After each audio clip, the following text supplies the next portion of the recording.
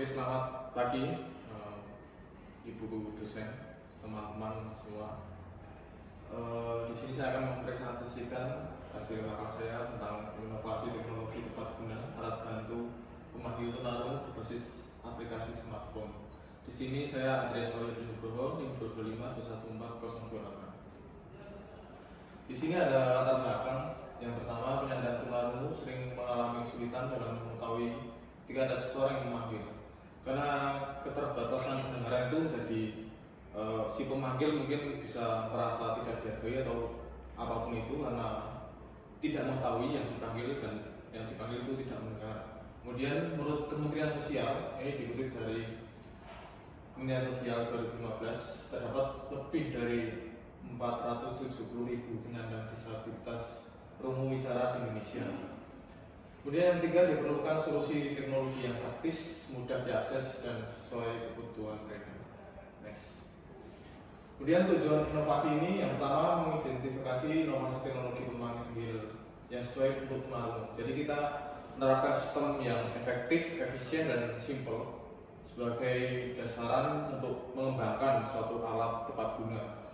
Kemudian yang kedua, menganalisis manfaat teknologi ini terhadap kemandirian mereka. Jadi nanti kita bisa berkomunikasi secara verbal dan secara langsung pada mereka dengan alat bantu ini, walaupun mereka terganggu dengan tidak bisa mendengar, tapi mereka dapat berkomunikasi dengan kita. Kemudian yang ketiga, menggambarkan tantangan pengembangan dan penggunaan alat ini di masyarakat.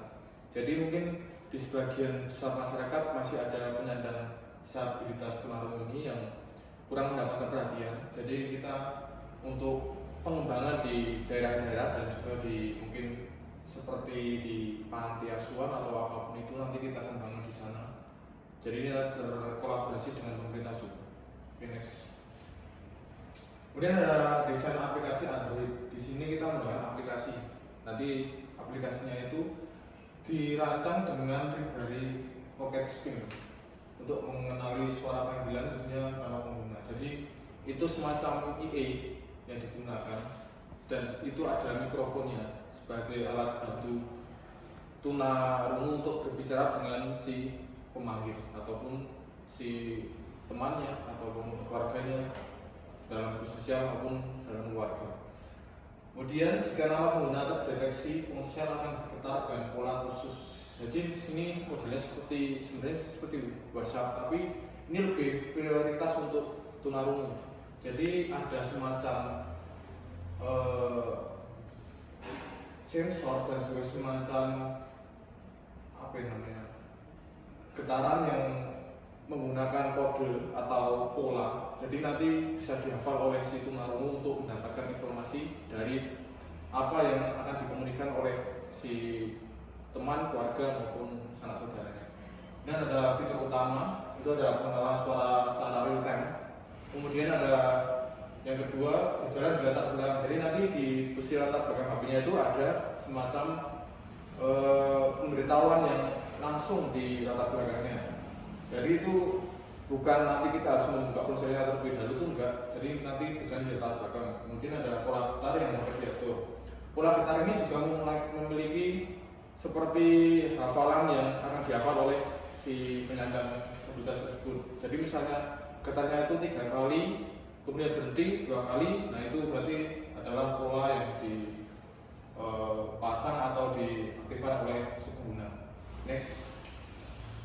Kemudian langkah pemasangan aplikasi yang pertama tentu saja smartphone dengan koneksi internet ya. Soalnya ini menggunakan internet dan tidak menggunakan pulsa atau yang lain. Soalnya ini sudah berbasis smartphone. Dan yang kedua, mengunduh aplikasi di Play Store. Jadi nanti aplikasi ini akan rilis di Play Store terutama. Jadi nanti bisa diinstal oleh si pengguna. Kemudian yang ketiga, menggunakan APK dengan mengaktifkan sumber tidak dikenal. Jadi nanti kita buka di pengaturan awal itu ada sumber tidak dikenal, itu harus diaktifkan terlebih dahulu agar mendapat notifikasi ataupun persyaratan-persyaratan yang ada.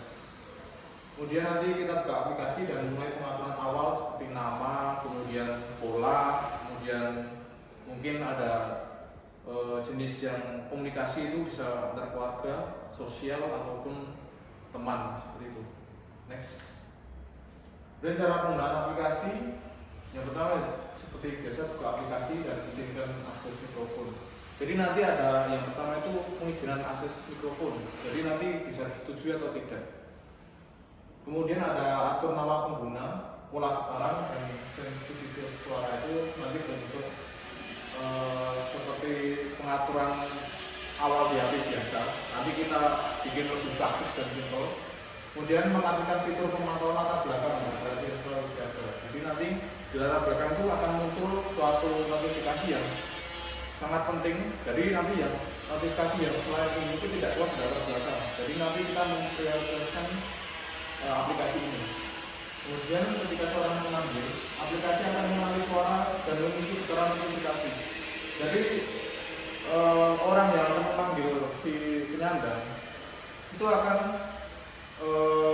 mengirimkan lewat aplikasi ini. Jadi ini aplikasi akan mengenali suara dan memicu getaran notifikasi yang telah di setting oleh si pengguna. Dan kemudian hasil ini kemudian dilakukan oleh dua kondisi di lingkungan tenang, lingkungan bising. Yang tenang itu akurasi terjadi 50%.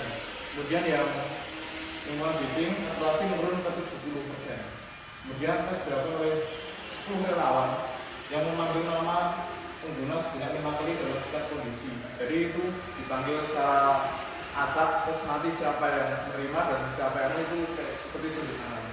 Kemudian hasil menunjukkan efektivitas aplikasi sangat baik di lingkungan tenang. Jadi mungkin ini pengaruh kondisi udara, soalnya ini menggunakan suara juga dan menggunakan sistem internet itu. Jadi harus udara yang ada udara tenang. Dan next. Dan dampak terhadap kehidupan tunarungu. Aplikasi ini membantu mereka lebih mandiri tanpa bantuan orang lain. Kemudian meningkatkan rasa percaya diri, kemudian efektif dalam hidup sosial dan komunikasi, yang keempat mempermudah dalam berbagai hal, dan yang terakhir memberikan rasa nyaman dalam berkomunikasi. Next. Kemudian tantangan dan solusi. Tantangan pertama itu akurasi terganggu kebisingan. Itu biasanya di luar ruangan atau di outdoor gitu. Kemudian tidak semua tunarungu memiliki smartphone, itu menjadi salah satu faktor penting. Kemudian desain harus mudah digunakan karena ini menggunakan aplikasi dan menggunakan AI, jadi harus yang mungkin bisa menggunakan aplikasi tersebut. Kemudian kedua, solusinya penelitian lanjutan uji perangkat dan pengembangan antarmuka yang lebih lama yang penting. Next. Untuk aplikasi ini adalah contoh nyata bagaimana teknologi dapat dimanfaatkan untuk membantu kaum disabilitas. Kemudian meskipun masih prototipe, jadi ini masih sangat-sangat berangan, tapi sudah dianalisa dan sudah diuji. Memiliki tantangan inovasi ini menunjukkan potensi yang besar untuk si penyandang disabilitas tunarungu. Kemudian mari bersama kita dukung mengembangkan teknologi ini yang eksklusif untuk semua lapisan masyarakat. Oke, sekian presentasi dari saya. Terima kasih.